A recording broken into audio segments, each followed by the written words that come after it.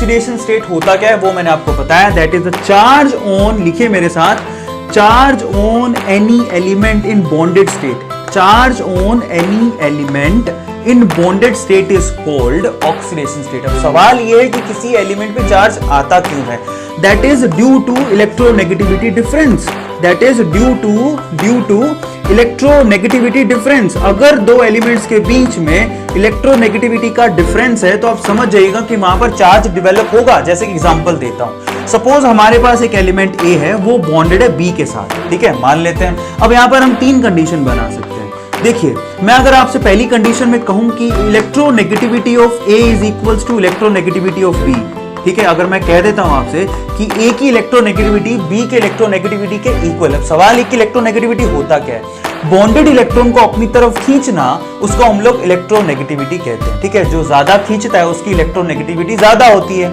अब यहां पर दोनों की इलेक्ट्रोनेगेटिविटी सेम है, इसका मतलब बॉन्डेड इलेक्ट्रॉन को कोई नहीं खींचेगा।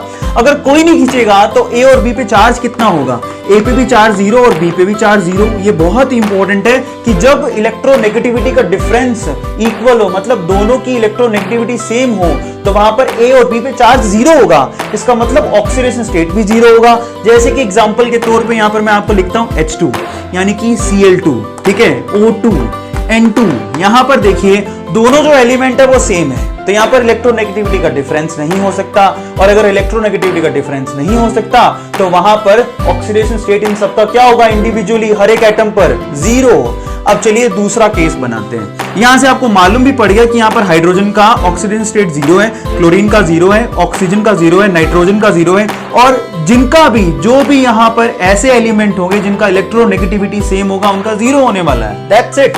सेकेंड एग्जाम्पल लीजिए, मैं मान लेता हूं कि electronegativity of A is more than the electronegativity of B. अगर मैं कहूं कि इलेक्ट्रोनेगेटिविटी ए की बी से ज्यादा है, इसका मतलब ए क्या करेगा, बॉन्डेड इलेक्ट्रॉन को अपनी तरफ खींचेगा, क्योंकि ए की इलेक्ट्रोनेगेटिविटी ज्यादा है।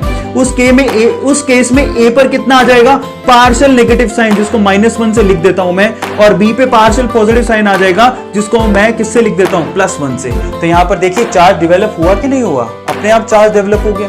सो इसको सेकंड केस कहेंगे। जैसे कि एग्जांपल के तौर पे लिख लीजिए HCl। इस केस में क्या होगा, क्योंकि हम जानते हैं कि क्लोरीन की इलेक्ट्रोनेगेटिविटी हाइड्रोजन से ज्यादा होती है, तो यहां पर क्लोरीन पे क्या आ जाएगा, पार्शियल नेगेटिव, और इस पे क्या आ जाएगा, पार्शियल पॉजिटिव। मैं यहां बोल रहा हूं केस क्या होगा, अगर electronegativity of A is less than the electronegativity of B, तब क्या होगा, उस केस में बड़ा सिंपल है, दैट इज अब बी पुल करेगा अपनी तरफ इलेक्ट्रॉन्स को, तो बी पे माइनस पार्शियल नेगेटिव और ए पे पार्शियल पॉजिटिव आ जाएगा।